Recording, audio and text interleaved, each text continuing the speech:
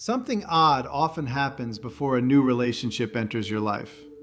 Not loud, not cinematic, not the kind of sign that announces itself with certainty. It usually begins in a quieter way. You stop feeling at home in the version of yourself that used to accept almost anything just to feel chosen. And this is where Carl Jung becomes interesting. Jung believed that life does not only change from the outside in. Sometimes the deepest changes begin underground, in the unconscious, before your conscious mind can explain them. So before a new person appears, something inside you may already be rearranging itself. You may feel distant from old habits, bored by old conversations, or strangely uncomfortable around people you once tried hard to impress. It can feel confusing, even lonely, because nothing obvious has happened yet. But psychologically, something has started moving. Jung would likely see this as the psyche preparing for a new stage. Not by magically sending you a perfect partner, but by making you less available to the patterns that kept you stuck. Before someone new arrives, the old emotional agreement you had with life begins to expire. That is the strange thing. The relationship may not begin with meeting them. It may begin with you becoming unable to stay the same. Before a new relationship arrives, one of the first things that can happen is discomfort with who you used to be. Not hatred, not shame, just a quiet sense that the way you once moved through love no longer fits you. The conversations you used to tolerate feel heavier. The excuses you used to make for people sound weaker. Even your own reactions begin to feel unfamiliar. Carl Jung saw this kind of discomfort as part of psychological growth. The psyche does not always evolve gently. Sometimes it creates tension because the person you are becoming can no longer live peacefully inside the patterns that protected the person you used to be. And that tension may feel like restlessness, loneliness, or even emotional confusion. Maybe you once believed that love meant proving your worth. Maybe you confused intensity with connection, or silence with mystery, or inconsistency with depth. But then something shifts. You begin to notice that what once felt exciting now feels unstable. What once felt romantic now feels exhausting.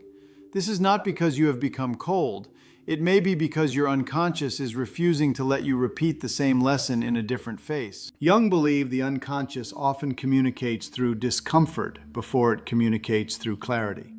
It pushes certain feelings to the surface so you cannot ignore them anymore. That is why the period before a new relationship can feel strange. You are not only waiting for someone to arrive, you are being separated from the version of yourself that would have chosen from fear. And this separation can feel like loss at first. You may miss the old urgency, the old fantasy, the old need to be picked.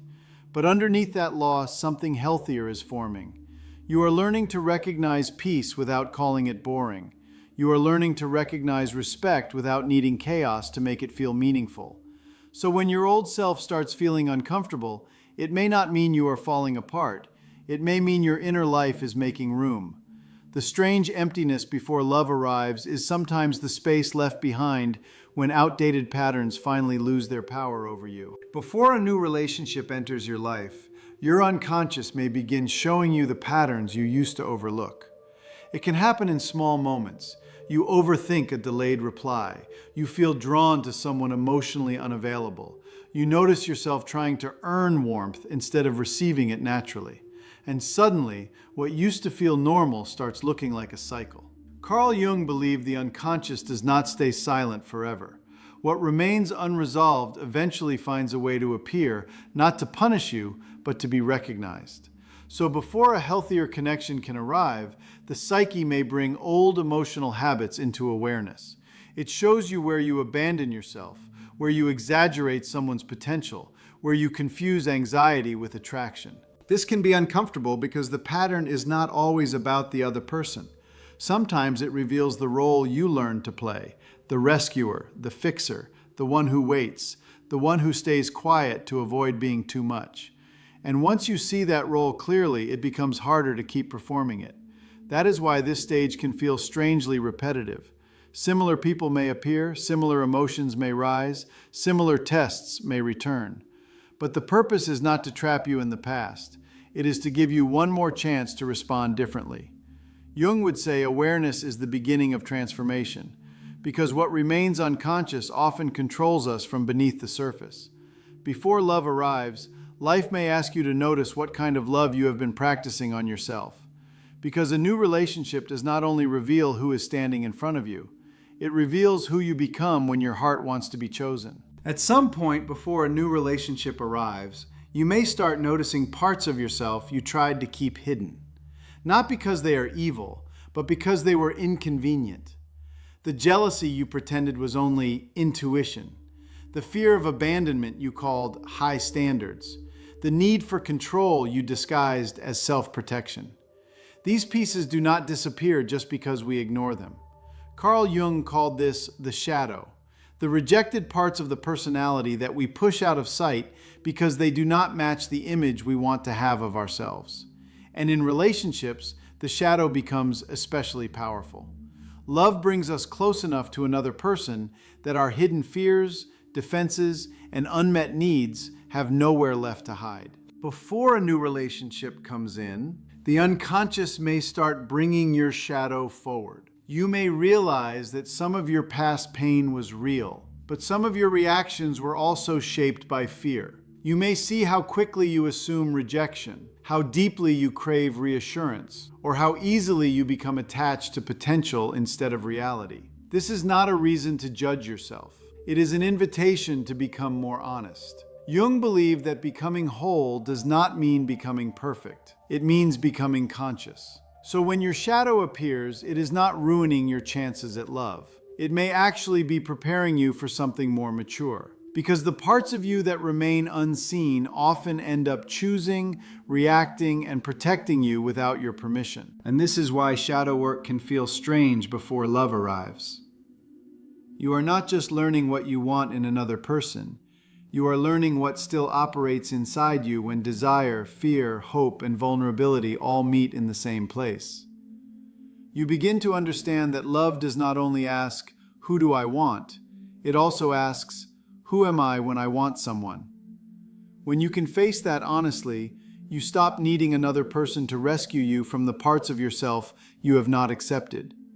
You become less reactive, less desperate for certainty, less willing to turn attraction into self-abandonment. And that shift changes the kind of relationship you are capable of entering.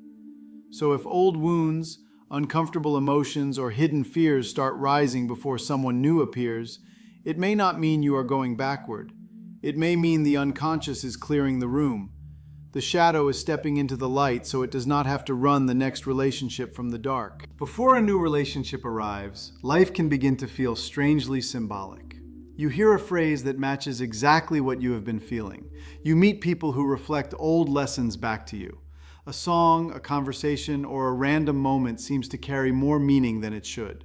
Carl Jung called this synchronicity, meaningful coincidence.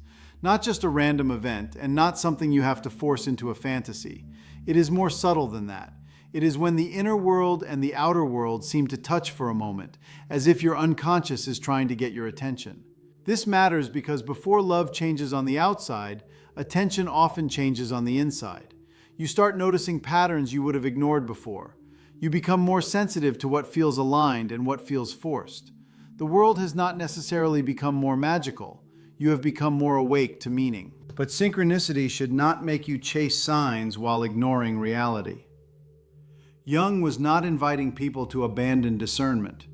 A meaningful coincidence can open reflection, but it should not replace emotional maturity. The real question is not, is this a sign they are the one? The better question is, what is this moment showing me about myself? And sometimes the answer is simple. You are no longer moving through life half asleep. You are noticing what resonates, what repeats, what calls your attention. Before a new relationship arrives, these coincidences may not predict a person. They may reveal that you are becoming ready to meet life differently. One of the clearest signs that something has changed inside you is that people no longer look the same to you. Not physically, not dramatically, but emotionally. The same charm that once pulled you in may now make you pause. The same mystery that used to feel exciting may now feel unclear. The same intensity that once convinced you something was special may now make your nervous system ask for space. This is not cynicism.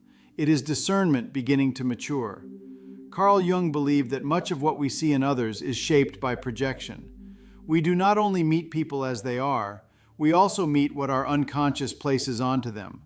We project hopes, fears, unmet needs, old wounds, and even the qualities we have not fully developed in ourselves. Before a new relationship arrives, some of those projections may begin to fall apart. You stop turning strangers into symbols of rescue. You stop confusing someone's potential with their actual behavior. You begin to notice the difference between a person who stimulates your wounds and a person who supports your growth. And this shift can feel strange because it changes attraction itself. You may not be drawn to the same emotional chaos anymore. You may start valuing steadiness, honesty, and emotional presence in a way that once felt too simple. What used to feel boring may begin to feel safe. What used to feel addictive may begin to feel unsafe. Jung would say that as consciousness grows, perception changes. You are no longer choosing only from hunger, fantasy, or fear. You are beginning to see people with more reality. And when that happens, your relationships cannot remain the same because the part of you doing the choosing has changed. So before a new relationship comes into your life, the strange thing may be this. You do not just meet someone different, you become someone who can finally recognize the difference. I used to think that pulling away meant something was wrong with me. If I stopped feeling excited around certain people, I assumed I was becoming distant, too picky, or emotionally unavailable. But over time, I realized something quieter was happening. I was not losing my ability to connect. I was losing my tolerance for connections that required me to shrink. There were people I used to keep close because they made me feel needed. Not loved exactly, needed. And for a while, that felt like importance. But when I started paying attention, I noticed how drained I felt after certain conversations. I noticed how often I edited myself, softened my needs, or laughed off things that actually bothered me. Looking back through a Jungian lens, I can see how much of that was unconscious. I was not just choosing people, I was repeating emotional roles I had already learned. The patient one, the understanding one, the one who could handle inconsistency and still call it connection. And before something healthier could come in, those roles had to become uncomfortable. That discomfort taught me more than clarity ever could. It showed me that sometimes life removes your appetite for what once kept you emotionally hungry. You stop chasing the people who activate old wounds. You stop mistaking tension for chemistry.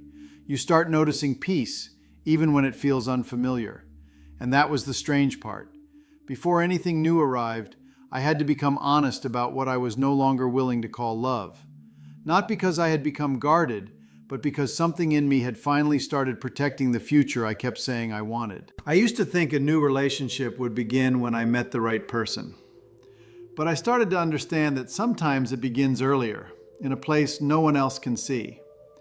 It begins when your reactions change, when your standards become quieter but stronger, when you stop negotiating with situations that make you feel small.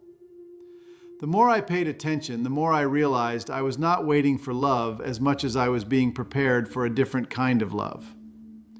Carl Jung's work helped me see that the unconscious often moves before the conscious mind catches up. Something inside you starts rearranging the room before the guest arrives. And maybe that is the strange thing that happens before a new relationship comes. You become less available to your old patterns. You stop being impressed by emotional confusion. You stop calling anxiety a connection. You stop needing someone to complete the parts of you that were asking to be understood by you first. For me, the lesson was simple but not easy. Love does not only arrive when someone new appears. Sometimes love begins when you finally become someone who can receive it without abandoning yourself.